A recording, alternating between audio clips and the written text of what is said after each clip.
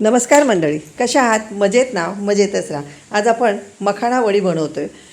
प्रत्येक महिलेने ही मखाना वडी करून खाल्लीच पाहिजे, कारण ह्याच्यामध्ये भरपूर प्रमाणामध्ये कॅल्शियम असतं. इथे 1 वाटी तीळ घेतलेले, 1 वाटी शेंगदाणे, 2 वाटी मखाणे मंद गॅसवरती भाजून घ्यायचे.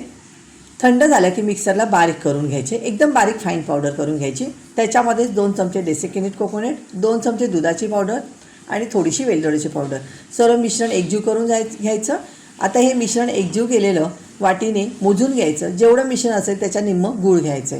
आता गूळ आपण इथे कढईमध्ये थोडंसं तूप टाकून पातळ करून घ्यायचं, पाक करून घ्यायचं नाही आहे. आता पातळ झालेल्या गुळामध्येच हे सर्व मिश्रण टाकायचं, एकजीव करून घ्यायचं आणि बटर पेपरवरती काढून घ्यायचं.